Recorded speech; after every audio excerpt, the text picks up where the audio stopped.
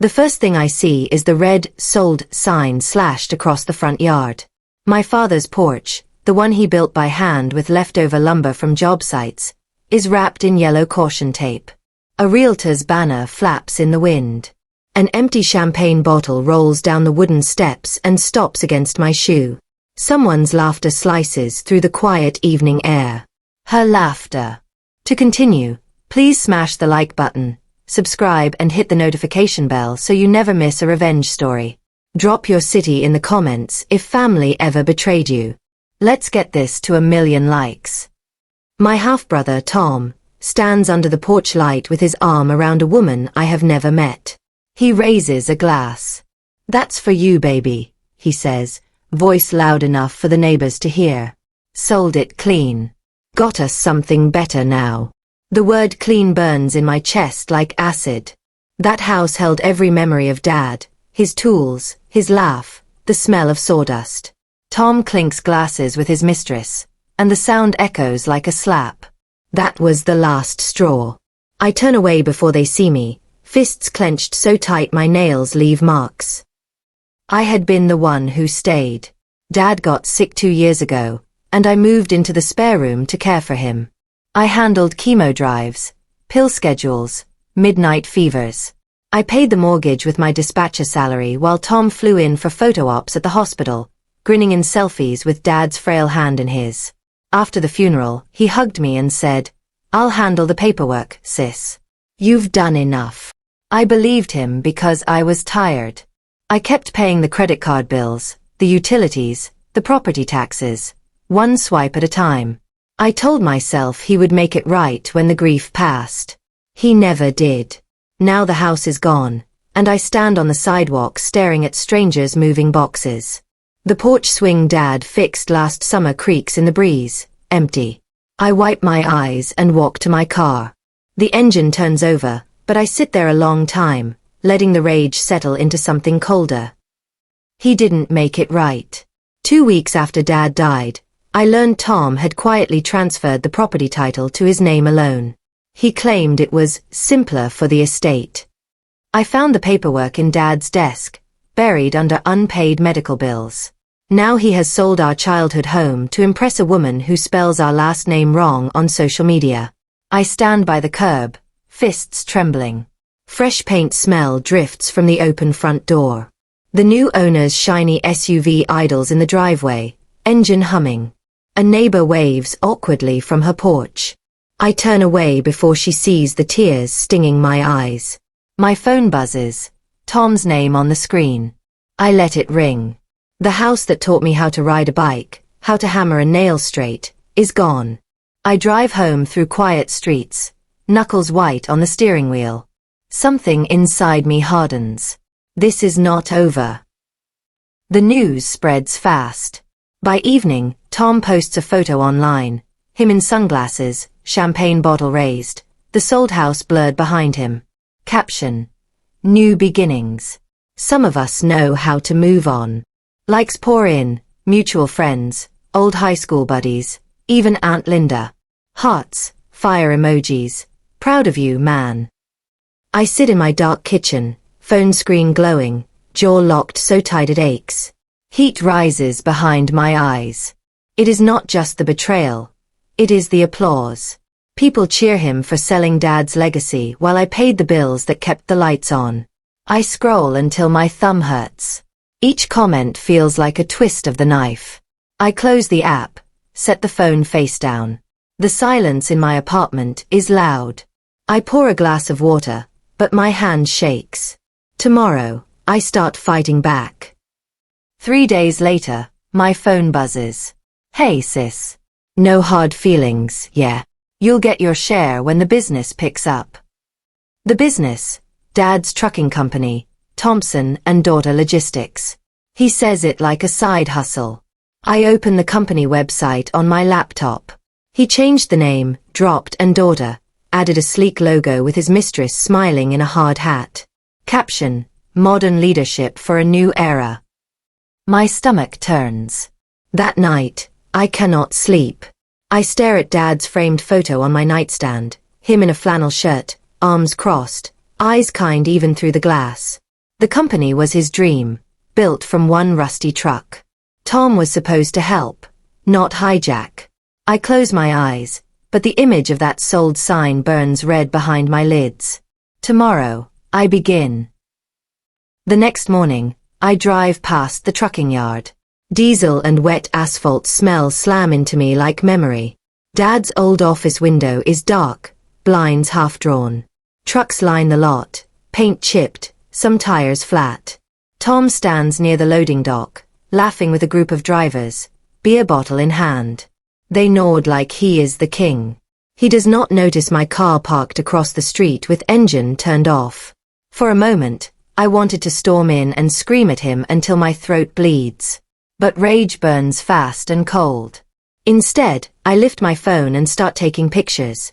Every rusted fender, every idle cab, every expired registration tag dangling from a mirror. The camera clicks softly for evidence. I zoom in on Tom's smug grin. This is only the beginning. I drive away before he turns. Back home, I spread the photos across my kitchen table like playing cards. Receipts, emails, bank statements join them, connecting dots with a red pen. Unpaid insurance, diverted payroll, missing tax filings. The company rots from the inside while Tom parties. For the first time since the funeral, I feel something sharper than grief, control. I open a new spreadsheet, label columns neat and clean. Each entry is a brick in a wall I am building. I work until the streetlights flicker on outside. My coffee grows cold, but my hands stay steady. Dad taught me numbers never lie. Tom forgot that. I save the file, name it balance. Tomorrow, I dig deeper. The house is gone, but the company is still ours. I will take it back, one truth at a time. A week later, I walk into the county records office. The air smells of old paper and lemon polish. The clerk barely looks up when I ask for public filings on Thompson Logistics LLC. The folder is thin, suspiciously light. I flip pages under the fluorescent lights. There, a late payment notice for the yard lease, an unsigned renewal clause. In 6 months, the land reverts to the landlord unless someone signs. My pulse quickens. I photocopy every page, slide the copies into my bag. The clerk stamps my receipt. Outside, the sun feels warmer on my face. I smile for the first time in weeks. Clock's ticking, Tom. I get in my car, windows down, wind whipping my hair. The fight just got real. I take a second job as a dispatcher at a rival trucking company. No one knows my last name means anything here. I answer phones, route loads, study freight rates. At night, I build a quiet spreadsheet. Drivers Tom underpays, clients he loses, costs he inflates. Each row is a heartbeat, slow and sure. I do not talk about revenge. I do not even think the word. It is just balance. I learn back roads, peak shipping seasons, fuel surcharges. My boss says I have a knack. I nod, keep typing. Every skill is a tool. Every note is a step. I fall asleep with the laptop glow on my face, dreaming in mileage logs. Please smash the like button, subscribe and hit the notification bell so you never miss a revenge story. Drop your city in the comments if family ever betrayed you. Let's get this to 1 million likes. As 2 months passed, Lorna, Tom's mistress, posts less, fewer selfies, more vague quotes about trust and loyalty. I don't go checking, but her screenshots find me anyway. The company trucks sit idle for days. Fuel prices climb, but routes stay outdated. I send an anonymous tip to the local business journal. Unpaid invoices, missing safety reports, possible audit. They bite. A week later, a small headline appears online. Local hauling firm under review for compliance gaps. Comments explode. Former drivers. Angry vendors. Tom stays silent. I refresh the web page at work. I remained firm and resolute in my drive and focus. The first crack shows. I close the browser, answer the next dispatch call with a calm voice. No one here knows I started the storm. At the rival company, My manager notices my clean dispatch sheets. "You've got the head for logistics," he says over coffee. I shrug. "Just like to keep things running." Inside, I smile. I volunteer for contract bids. That is how I spot it. A major freight deal expiring next quarter, Tom's biggest client. They are switching vendors for performance issues. I marked the date in red on my calendar. That is the day I strike. I memorize every clause, every penalty. Knowledge is power, Dad always said. I print the expiring contract, fold it small, tuck it in my purse. The pieces align. Late one night, I drive past the old house. Porch lights were off, yard overgrown. A faded "for sale" sign leans crooked in the rain. I parked across the street, turned off the wipers. Rain spits on the windshield. In the upstairs window, Dad's workshop reflects, empty shelves, stripped bare. I breathe through my teeth. The past is not calling me back. It is pushing me forward. I grip the wheel until my knuckles got whiten.